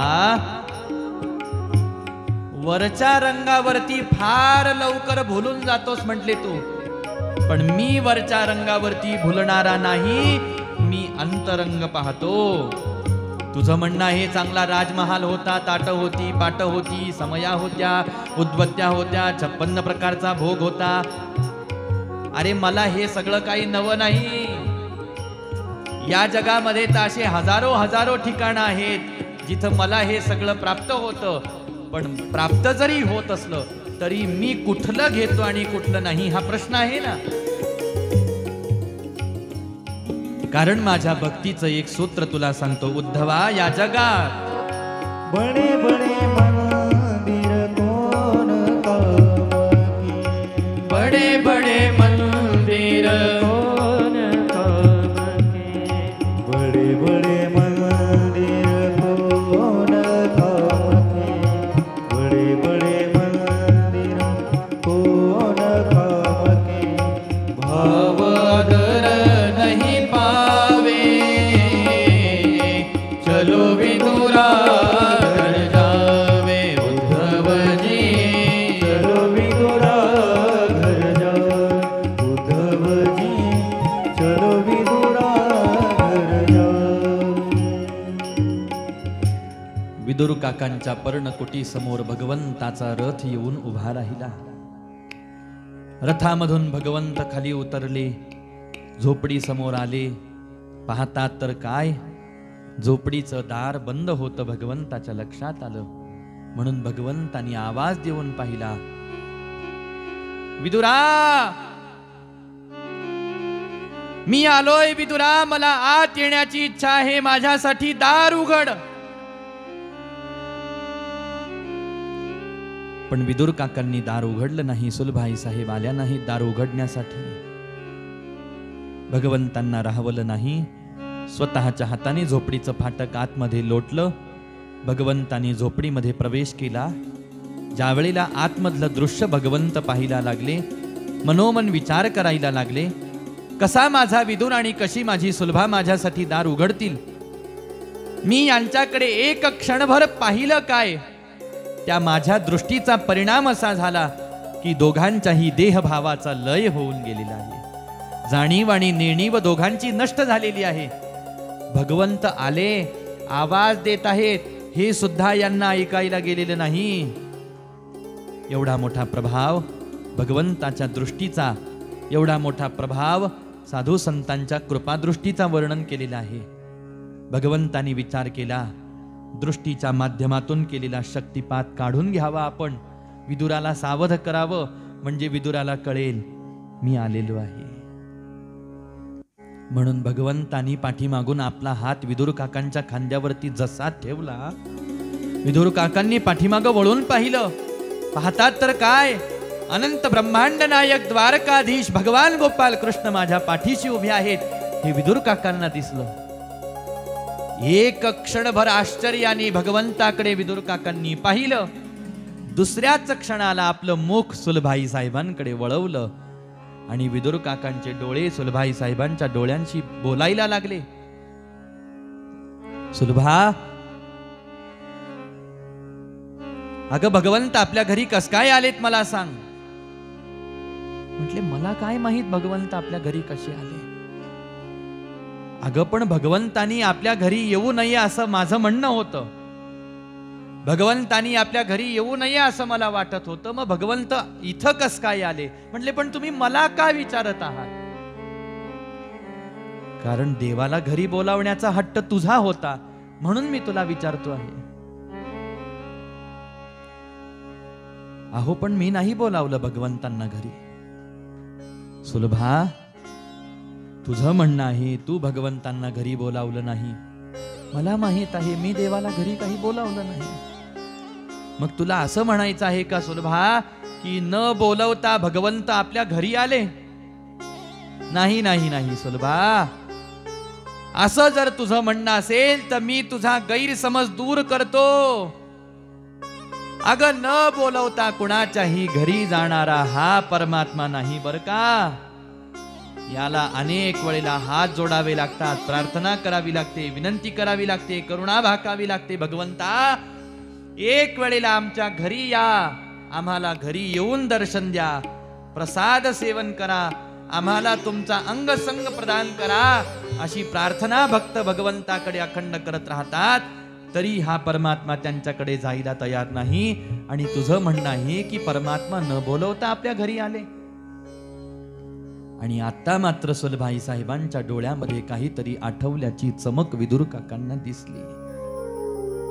काय आठवलं सुलभा तुला मला सांग.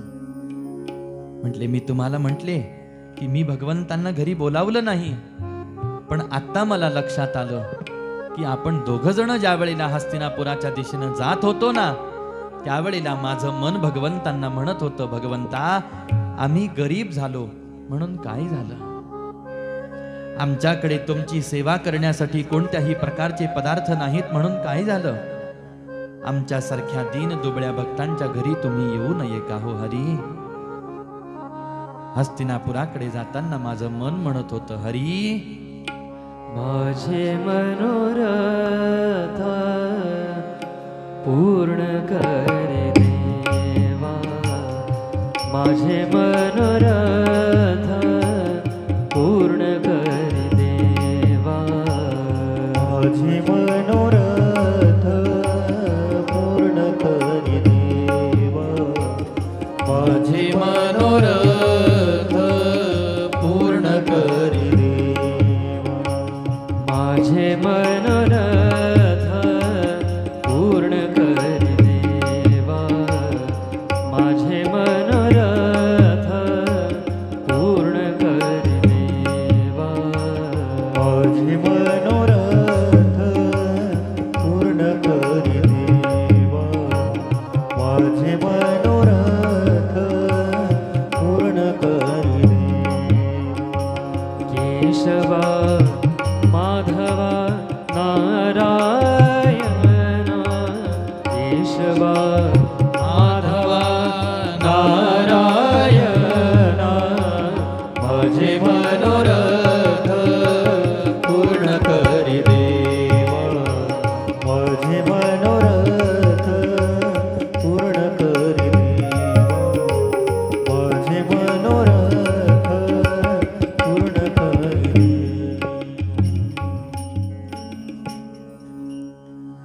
सुलभा,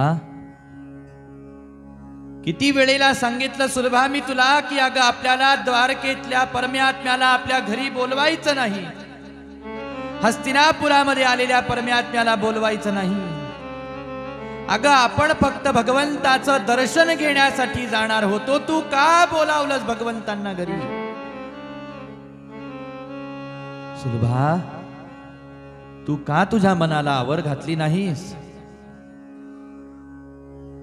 अगं मी जर माझ्या मनाला आवर घातली होती तर तू सुद्धा तुझ्या मनाला आवर घालायला पाहिजे होती. तू भगवंतांना घरी बोलावल्याचा परिणाम असा झालेला आहेस की भगवंत आपल्या घरामध्ये येऊन उभे राहिलेले आहे. मला भगवंत आपल्या घरी आल्याचं दुःख नाही सुलभा, पण माझ्या भगवंतांना बसण्यासाठी मी आता काय आसन देऊ. भगवंतांनी प्रसाद माझ्याकडे मागितला तर मी काय प्रसाद माझ्या भगवंतांना देऊ. कोणत्या उपचारांनी मी आता भगवंताची सेवा करू, हे माझं दुःख आहे. कारण सुलभा, आपल्या घरी कोणी सामान्य पाहुणा आला नाही ग. तुला कळतंय का, आज आपल्या घरी पाहुणे घरासी,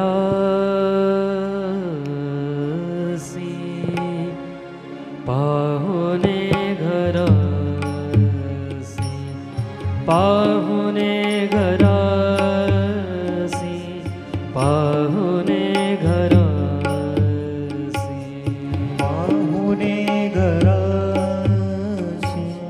पाहुणे घरासी, पाहुणे घरासी, पाहुणे घरासी. आजी आले, आजी आले, ऋषिकेशी पाहुणे घरासी, पाहुणे घरासी, पाहुणे घरासी, पाहुणे घरासी, पाहुणे घरासी, पाहुणे घरासी. ज्या वेळेला विदुर काका सुलभाई साहेबांना हे सारं समजावून सांगण्याचा प्रयत्न करतात, भगवंत पाठीमाग बराच वेळ झाला उभे आहेत. भगवंतानी आता विदुर काकांना आवाज दिला, विदुरा, अरे मी येऊन उभा आहे. माझ्याकडे पाहणं दिलं सोडून आणि धर्मपत्नीकडेच काय पाहत बसलास. विदुर काका सावध झाले. भगवंताकडे विदुर काकांनी वळून पाहिलं. जसंच भगवंताच्या मुखाकडे विदुर काकांनी मान वर करून पाहिलं, विदुर काकांच्या डोळ्यामध्ये अश्रू दाटून आले. कंठ सद्गदित झाला विदुर काकांचा. विदुर काकांचं अंग रोमांचित झालं. शरीर जणू काही आता थरथर थरथर कापायला लागलं. डोळ्यामध्ये आलेल्या अश्रूंना बाजूला सावरून भगवंताच्या मनोहारी रूपाकडे पाहण्याचा प्रयत्न विदुर काका करत आहेत.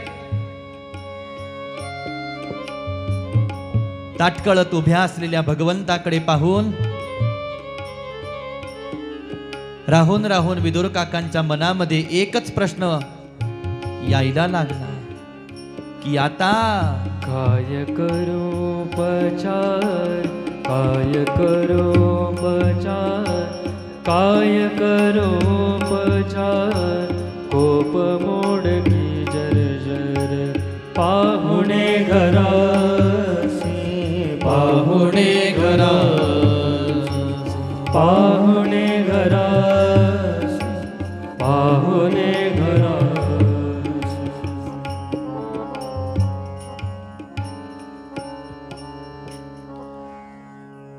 काय करू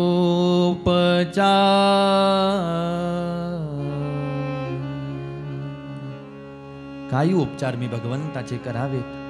कोणत्या उपचारांनी मी आता भगवंतांना संतुष्ट करावं, प्रसन्न करावं असा विचार विदुर काका करायला लागले. विदुरा, का रडतो आहेस? का तुझ्या डोळ्यामधून अश्रुधारा वाहत आहेत मला सांग. विदुर काका आपली व्यथा भगवंतांना वर्णन करून सांगतात, भगवंता, का माझ्यासारख्या दीन दुबळ्या भक्ताची तुम्ही इतकी परीक्षा पाहतात मला सांगा. अहो, जे भक्त तुम्हाला देऊ शकतात, ज्यांच्याकडे सगळ्या प्रकारचे पदार्थ आहेत, ज्यांच्याकडे उत्तम घरदार आहे, तुम्हाला देण्यासाठी आसन आहे, तुम्हाला देण्यासाठी ज्यांच्याकडे नाना प्रकारचे पदार्थ आहेत, असे भक्त तुम्हाला रोज घरी बोलावतात. मग जा ना त्या भक्तांच्या घरी. मला असं वाटत होतं तुम्ही माझ्या घरी येऊ नये, तरी तुम्ही माझ्या घरी येऊन उभा राहिलात.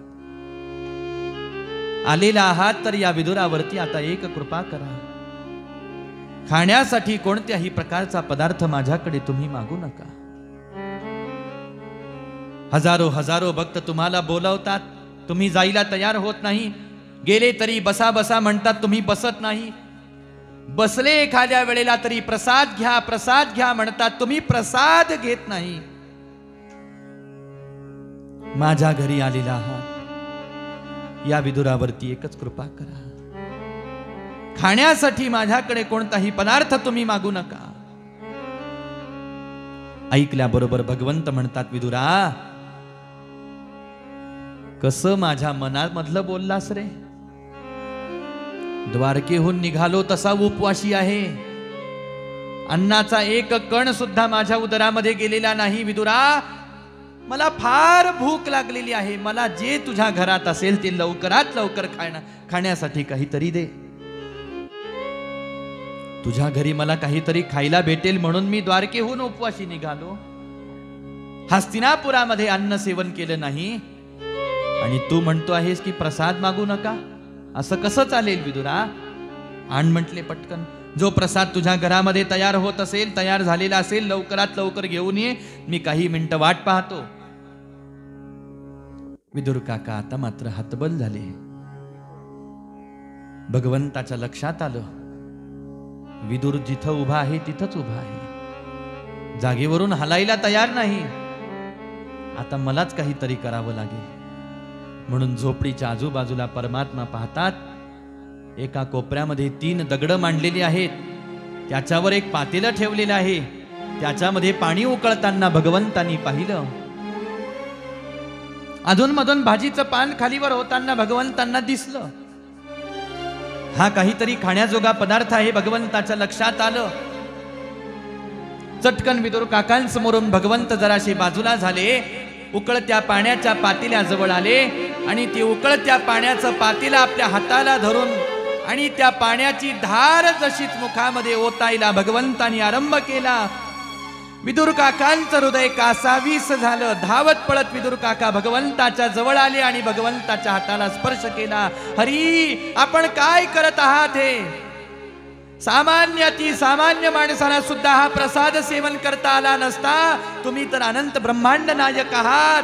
हा प्रसाद तुमच्या सेवन करण्याजोगा नाही. हरी, सावध व्हा. भगवंतानी मनसोक्त प्रसाद सेवन केला आणि मग विदुर काकांकडे पाहतात. विदुरा, अरे तुझ्या घरामध्ये तयार होणारा प्रसाद आहे, मला काय ठाऊक प्रसाद कोणता तयार होत होता ते. तू मला सांग विदुरा. अगोदर मला सांगितलं घरामध्ये प्रसाद नाही, तुम्ही खायला मागू नका, आणि तयार तर आहे. काय प्रसाद तयार करणं चाललेला होता विदुरा? त्यावेळेला विदुर काका म्हणतात, हरी,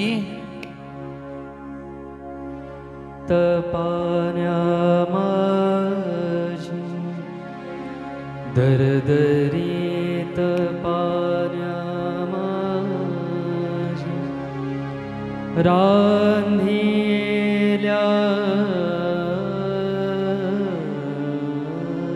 कन्या रांधिल्या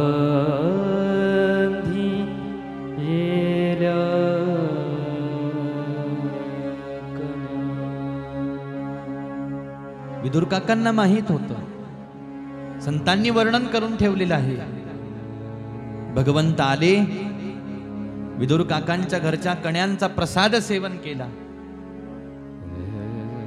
पण जो प्रसाद देवानी खाऊ नये, निकृष्ट दर्जाचा, निकृष्ट प्रतीचा पदार्थ आहे, भगवंताला देण्याजोगा नाही, हे विदुर काकांना कळत होतं. सेवन करू नये असाच पदार्थ, असाच प्रसाद माझ्या घरी येऊन भगवंतानी सेवन केला. मग अजूनच दुःख विदुर काकांना झालं. विदुर काकांच्या दुःखाचा जणू काही बांध फुटून गेलेला आहे. परंतु भगवंतांना मात्र मनोमन परमानंद वाटायला लागला. आपल्या समोर जणू काही एखाद्या तान्हुल्या लहान लेकरासारखं रुदन करणाऱ्या विदुर काकांचं सांत्वन भगवंत करायला लागले. विदुरा, अरे बाबा, मला नाना प्रकारचे पदार्थ खाण्यासाठी देणारे या जगामध्ये पुष्कळ आहेत. मला नाना प्रकारचे पक्वान्न देणारे आहेत. नाना प्रकारचे मिष्टान्न माझ्या समोर नैवेद्यामध्ये अर्पण केले जातात. मला जो पदार्थ खाण्याची इच्छा होते तो पदार्थ द्वारकेमध्ये माझ्या समोर उपस्थित आहे. पण तरी सुद्धा आज मी तुझ्या घरी येऊन हा प्रसाद सेवन केला. याला कारण विदुरा, तुझं माझ्यावरती असलेलं जीवापाड प्रेम आहे. शुकदेवजी महाराज राजा परीक्षितींना सांगतात, राजन, ज्या वेळेला भगवंतांनी विदुर काकांचं सांत्वन केलेलं आहे त्यावेळेला विदुर काकांना सुद्धा मनोमन परमानंद वाटायला लागला. तसं तर हा परमानंद भगवंताला कुटियेमध्ये आलेलं पाहिल्यापासूनच परमानंद होतो आहे. परंतु भगवंत आहेत, भगवंताची सेवा तर आवश्यकच आहे. ही सेवा सोडून कसं चालेल असा विचार विदुर काका करत होते. पण भगवंतानी या लीलेच्या माध्यमातून एक सूत्र प्रगट करून सांगितलं, तुमच्या माझ्या समोर प्रसाद जरी अन्य ठिकाणावरती मला प्राप्त होत असला तरी साऱ्याच ठिकाणावरून विदुर काकांसारखं प्रेम मला प्राप्त होईल असं काही म्हणता येत नाही. आज मी तुझ्या घरचा प्रसाद सेवन केला विदुरा, याला कारण तुझं माझ्यावरती असलेलं जीवापाड प्रेम आहे. संतुष्ट झाले परमात्मा. प्रसाद सेवन करून आपल्या रथावर बसून हस्तिनापुराच्या दिशेनं निघून गेले. विदुर काका आणि सुलभाई साहेब पुन्हा एक वेळेला हस्तिनापुरामध्ये भगवंताच्या पाठोपाठ येऊन पोहोचले. कशा पद्धतीनं आता पुन्हा दुसऱ्यांदा धृतराष्ट्राला उपदेश करतात. विदुर काकांचा अपमान कसा होतो, विदुर काका तीर्थयात्रा कशी करतात, उद्धवांची भेट कशी होते आणि मैत्रेयजी महाराजांची शरणागती विदुर काका कशी करतात, हा सारा कथा भाग आपण श्रवण करू 15 मिनिटाच्या विश्रांतीनंतर. गोपाल कृष्ण भगवान की जय. श्री शुकदेव भगवान की